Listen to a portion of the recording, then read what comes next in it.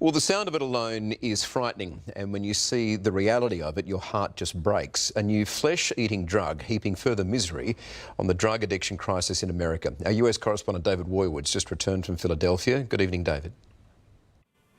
Good evening, Michael. Yes, look, it's confronting stuff. We visited one of America's great cities, Philadelphia, and we witnessed it being savaged by this new drug. Now, it is called Tranq. It is highly addictive, and users, they are openly injecting and dying on the streets in broad daylight. The scariest part about all of this, however, is that lawmakers still don't have much of a plan in place to try and curb its rapid spread.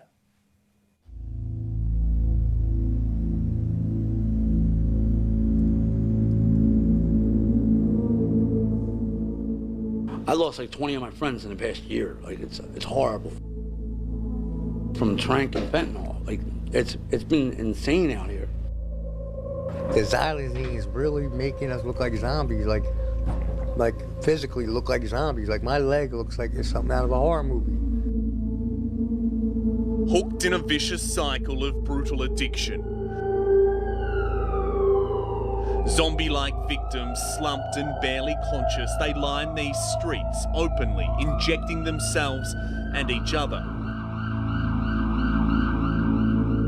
They are the tragic face of America's latest desperate drug emergency.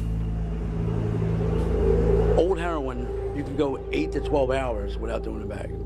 This is like 2-3 hours later, you're starting to feel sick already. And that's because here, under this train line in northern Philadelphia, drug dealers have perfected a cruel new cocktail tormenting those at their lowest point. I OD'd like 13 times in that 1 month because it's hard to adjust to it. They're cutting heroin, but more often fentanyl, with a powerful animal sedative called xylazine. It's a lethal mix known simply on these streets as Tranq, and it's supercharging America's raging opioid crisis. And you can see there's still gauze in there. See the gauze? Yeah. That's why it's not healing all the way. It's taking lives and limbs. I did inject it. I haven't injected there since then. Yeah, but that it can pop up anywhere is what I'm sort of saying. Yeah. But I definitely hit there. And it popped up down here too. The drug rots human flesh. It's quite literally eating them alive. Like, all this was open like a month ago. Basically from my knee all the way down to my ankle is like no skin, like all exposed.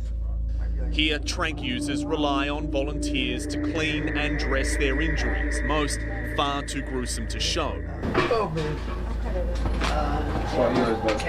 It's a painful process, but a crucial one. That's where the tendon is. I know for sure that I'm gonna lose at least one of my legs. One thing that you don't really get prepared for is the smell of these wounds, that fetid stench of infection, and it's infecting so many people here in this clinic. Kensington and Allegheny, this is like a drug central right here. I used to live right there on that corner. Few know the deprivation and the desperation on these streets better than Jose Castillo. I've heard these streets here described as the Disneyland for Oh my God, yeah, it's an open air market. Like, it's literally a third world country in the United States. For years he lived, and more than once, almost died here. How do you feel now when you see these images? You're 6 months clean now. I see myself. Like, I used to be that dude. Like, I remember I get like flashbacks of me sitting right here. Police patrol this lawless pocket of America in name only. It's drug dealers and their masked henchmen running these city blocks. Is it dangerous for us to be around here? Yeah, definitely. Especially like with cameras and stuff. Like A warning realised just seconds later as a street enforcer made it clear. No.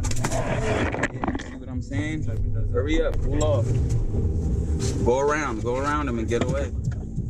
Observers aren't welcome. A hot coffee pitched through our window, a stroke of good fortune, according to our guide, Jose, adamant it could have been far worse. Whether by gun or needle, life in Kensington, Philadelphia is cheap. Look at that guy, he just probably OD'd right there. Has he?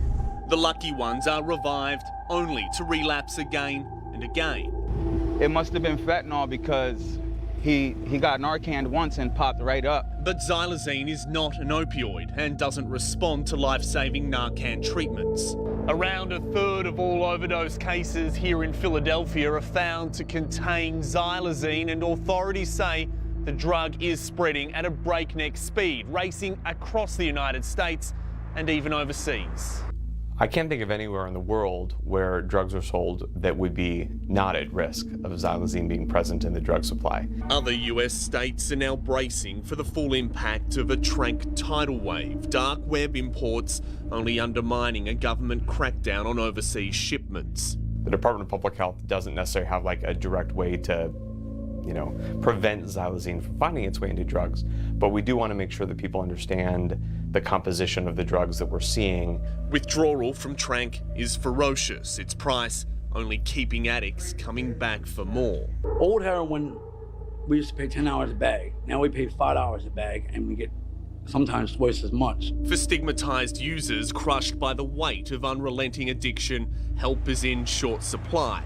It's a narrow road out for the country's most miserable, and those living the horrors of this monumental American failure know it. I'm worried I'm going to be another statistic, and I don't want to be like that. Yeah, David Woywood reporting there, and Henry Lynch, the cameraman in the back seat.